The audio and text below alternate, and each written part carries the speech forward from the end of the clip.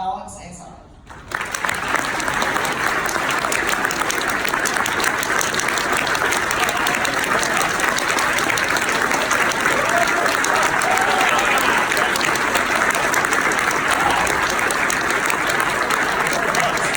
Goodness, wow, I didn't even have to say anything. That's great. Hey, can we do this a lot? Well, Janet, thank you. Thank you so much for that introduction, and thank you all for the very warm welcome and for inviting me here today. I'm glad to be here because you all represent an important perspective, and you play a vital role in our healthcare economy. But also, I'm excited to be here because I've got a special appreciation for your insurance work. It's not just that I've got the privilege of running what is technically the world's largest health insurance company, but also because my Uncle George spent his whole career selling life insurance. This was back in the day when he would go around Johnstown, Pennsylvania and would collect premiums the old-fashioned way with the coupon book, literally going door to door with his receipts to ask customers to make their payments. Needless to say, it wasn't an easy job, and I think my uncle drank more coffee than anyone I've ever met. You'd stop in each house and they'd offer you coffee and maybe a pastry. And he drank more than probably even I do, and I drink a lot of coffee. Now, of course, you don't have to collect premiums door to door anymore. Now, insurance brokers and agents spend a lot more time sitting through presentations in Washington conference rooms and hoofing it from congressional office to congressional office. I suspect those, however, are still coffee-friendly places.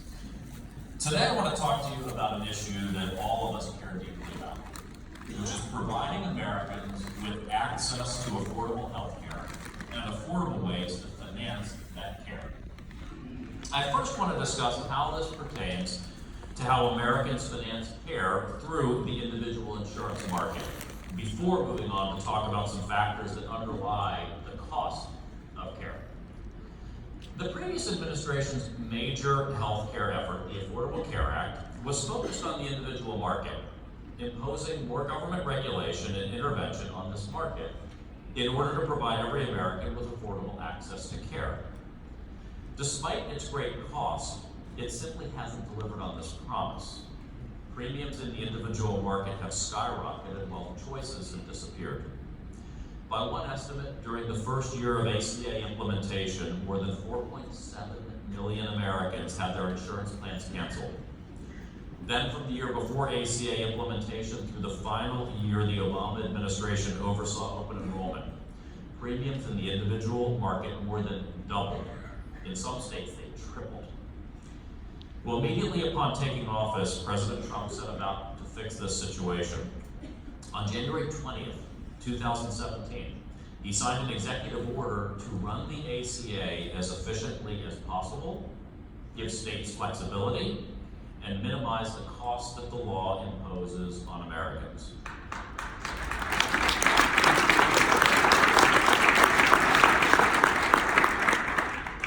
Within a month of the president's inauguration, HHS proposed a national, quote, market stabilization rule.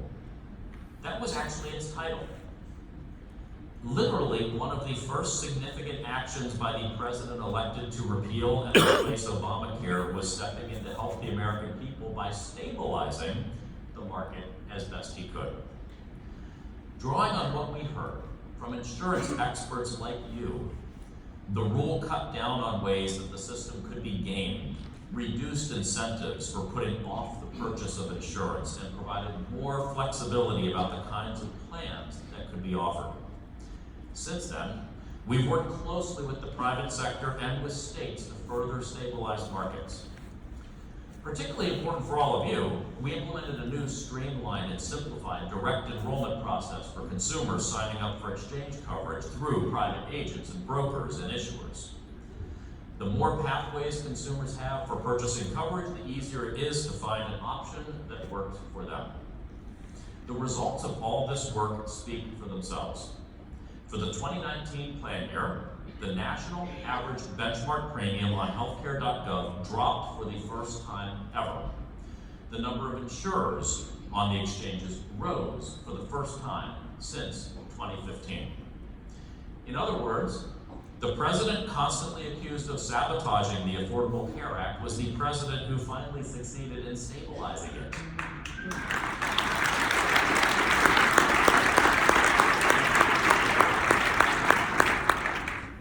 Importantly, this market has stabilized while we've also aggressively opened up new options for consumers, a few of which I'll mention today. In 2016, in order to push Americans into the ACA exchanges, the previous administration sharply restricted access to another form of coverage called short-term limited duration insurance. Last year, President Trump significantly expanded access to these short-term plans, allowing them to last up to 1 year and allowing consumers to renew this coverage for up to 36 months.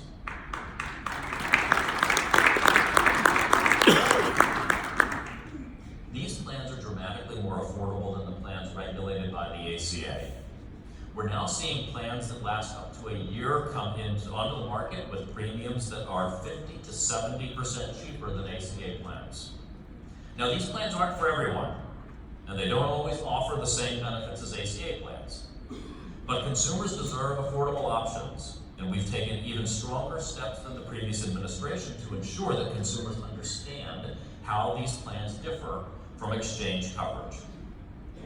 In taking these steps to inform consumers about their options, we were informed by the input that NAHU offered during the rulemaking process.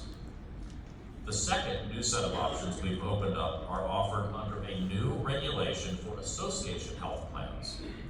HHS has worked with the Departments of Labor and Treasury to ease the regulatory environment to open up broader access to these plans, which allow smaller employees to join together with other similar groups and associations. This helps level the playing field between large and small employers, giving small businesses and sole proprietors a more affordable benefits option. You may have heard some of the impressive results of this rule described yesterday by my colleagues. One AHP run under these new rules by the Las Vegas Chamber of Commerce is providing employees with coverage for an average premium of $243 a month, compared with an average of $443 a month under the old rules, a 44% cost savings. More than 650 employers are now working with the Vegas Chamber to secure coverage for their workers under this approach.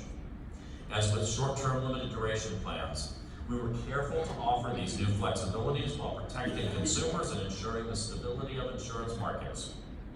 We appreciated NAHU's input on this issue as well, and we know that NAHU has taken a leading role in educating employers about the new AHP rule. One final area of options I want to mention for employers is the proposal that we put out in conjunction with Labor and Treasury on health reimbursement arrangements, or HRAs. The proposed rule would in effect extend the same tax advantages for traditional employer-funded group coverage to HRA reimbursements for individual market coverage. According to Treasury's calculations, full implementation of our proposals for expanding HRAs could mean a much wider set of insurance options for as many as 10 million Americans. Here too, we want to be careful to ensure that new options aren't coming at the expense of destabilizing the insurance market, so we've appreciated your input. Another set of new options that we're looking at is ways to give states more flexibility to innovate under the Affordable Care Act's Section 1332 State Innovation Waivers. We've approved 7 1332 waivers for state reinsurance programs, bringing down average premiums in each state, ranging from a 9% average decrease in Maine to a 30% average decrease in Maryland.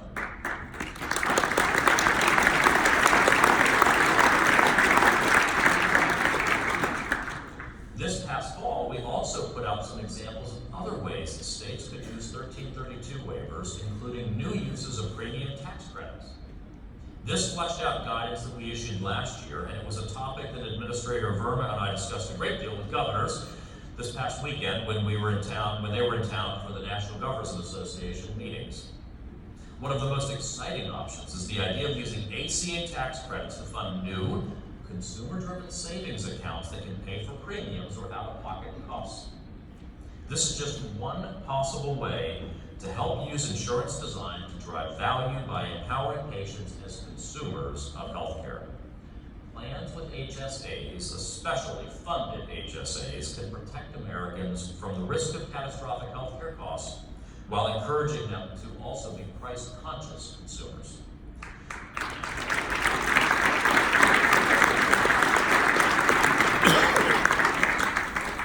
Many employers have already paired lower-cost, high-deductible plans with health savings accounts. When an HSA is funded in part by an employer, an individual is protected from the risk of paying large out-of-pocket health costs, but still has ownership and control over much of their health spending. We were told that we could never open up these new choices because doing so would undermine the ACA's effort to accomplish its main goal, providing access to care for all Americans, including those with pre-existing conditions. This could be the single greatest misconception about the Affordable Care Act. If it was meant to ensure affordable care for all Americans, especially those with pre-existing conditions, what did it do for the 28 million Americans who remain uninsured? What did it do for people with pre-existing conditions who are still in the individual market but make too much to receive subsidies? Their premiums more than doubled between 2013 and 2017, just like they did for everyone else. It's time to move past this debate. The ACA failed at solving the fundamental pre-existing condition problem. It did not ensure affordable access to care for all Americans with pre-existing conditions. For all the costs the ACA imposed, it came up short on that central goal.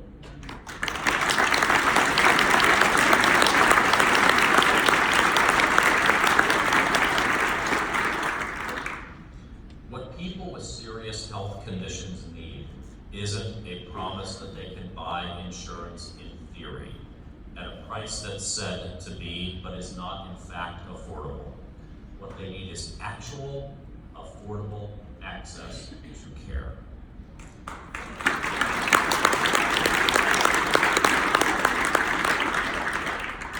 The ACA destroyed the individual market as it had existed, piling huge new burdens on Americans who happen to be in the individual market but make too much to receive ACA subsidies. There are any number of ideas out there about how to spread the risk of costly health conditions. Today, I've already mentioned one step we've taken, issuing waivers to help states set up reinsurance programs that hold down premiums for everyone. The ACA's main attempt to spread risk was regressive, inefficient, and ultimately ineffective. The burden was most painful for middle-class earners who happen to be in the individual market but make too much to receive subsidies. It didn't matter if you made $75,000 or $750,000. Your premium shot up just as much to help cover the cost of the market's now lopsided risk pool. These burdens were so great that many of these healthy consumers have now left the insurance market where they never entered it in the first place. During the final year of the Obama administration ran open enrollment, the portion of people in the market who did not receive subsidies declined by 20%. That's 1.3 million people walking away from the market in 1 year alone, leaving premiums to increase further for those remaining in the exchanges, including every enrollee with pre-existing conditions. President Trump has been unequivocal in his commitment to ensuring access to care and coverage for those with pre-existing conditions. He has been clear that he will never sign any health insurance reform that does not protect these Americans. To suggest otherwise is disingenuous. It's just as disingenuous as suggesting that we've somehow solved this issue while 28 million Americans remain uninsured and millions more underinsured in the individual market. The other issue is that having a pre-existing condition, especially a serious medical condition, is only in part an insurance problem. It's important for Americans to have the peace of mind that comes with health insurance. And that's even more true for Americans with pre-existing conditions. But fundamentally, what they need is not just affordable health insurance. They need affordable access to high-quality care. That's why we've taken a broad view of health reform, working not just to reform insurance markets, but also improve the quality and affordability of the underlying services. Ultimately, that means shifting toward a healthcare system that harnesses the power of consumers to pay for value rather than procedures, which I've made one of my top 4 priorities as secretary. A key piece of empowering patients to drive value is ensuring that we have transparency around price and quality. Sadly, we're a long way from where we need to be on transparency today. The most high-profile example of this challenge right now is surprise billing, which can afflict Americans no matter the quality of their insurance coverage. If you get a procedure done by a provider who you didn't know was out of network, you can be in for a very painful surprise. I heard about this personally when President Trump held a recent roundtable at the White House with patients who had been stuck with surprise bills. One patient got an $80,000 bill for anti-venom medication after a snake bite. Another received an emergency room bill for $15,000, though the hospital was so generous to offer her an upfront 50% uninsured discount. Now I have to ask, who actually would pay the list price if there's already an uninsured discount? I have no idea.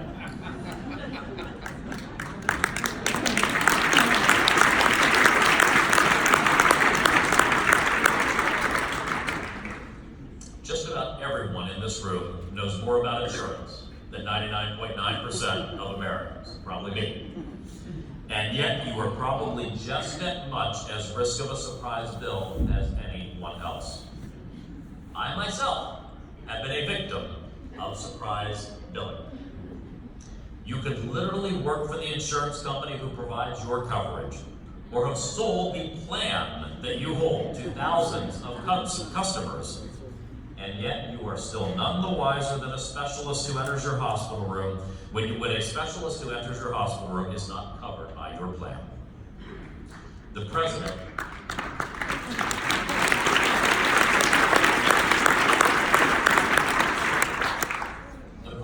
like so many Americans who've heard these stories or who have had such an experience themselves, has been shocked and outraged by this issue. But he also understands that it's not just a narrow problem. Shady pricing practices are a core problem in American healthcare. And finally, bringing transparency to all of our healthcare markets is a top priority for this administration.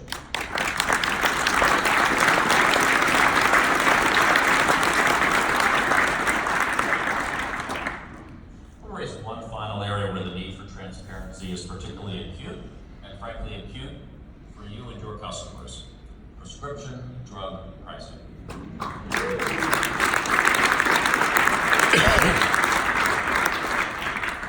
This is not just an issue for the millions of Americans with high drug costs who suffer from the non-competitive, non-transparent drug market that we have today. It's also a challenge for your employer customers and for you as insurance brokers and agents for them who are trying to secure insurance coverage that will protect employees from high healthcare costs, with high drug costs being one of the biggest potential out-of-pocket expenditures. You want to offer your clients plans that will protect them from these costs, and it is far too challenging to tell if that's what they're getting. With skyrocketing list prices, drug cost sharing is highly unpredictable, and all of you have no better way to know than the rest of us where the rebates negotiated by prescription drug plans really end up going. With the President's blueprint for lower prescription drug prices and lower out-of-pocket costs, we are proposing to replace this system with one that's much more competitive and transparent, characterized by negotiation that actually lowers out-of-pocket costs and delivers affordable outcomes. Last month, we took one of the most significant steps in that direction by proposing to replace today's opaque system of backdoor rebates in Medicare Part D with a system of upfront discounts delivered at the pharmacy counter.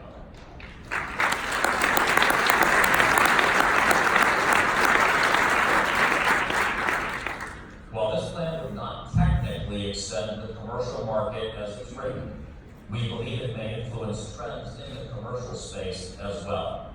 Now, of course, members of Congress could get to work on extending this proposal to the commercial market too, if they're interested in moving us toward a market where patients get transparent discounts on their drugs rather than having to hope they're getting a good deal from today's system of backdoor rebates.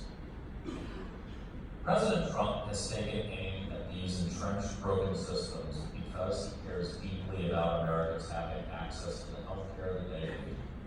You all got a role to play in making that a reality, an important role. So I ask you to continue to engage with us. Work with us to identify affordable ways for Americans to finance their care. And work with us to identify what's driving up the cost of care in the first place. Help shed a light on what's broken in American health care. And we'll go to work fixing it.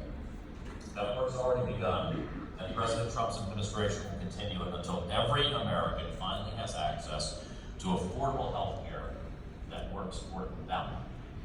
Thank you so much for your warm welcome here today, and thank you for all you do for our healthcare system and for the American healthcare consumer. Thank you.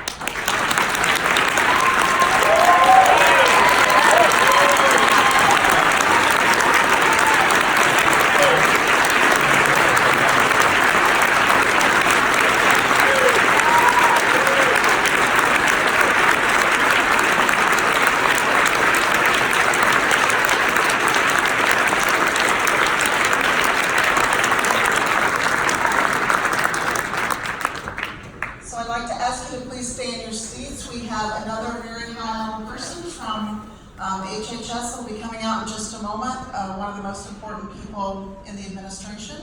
So we've been really fortunate to have all of these people this time. He'll be out momentarily.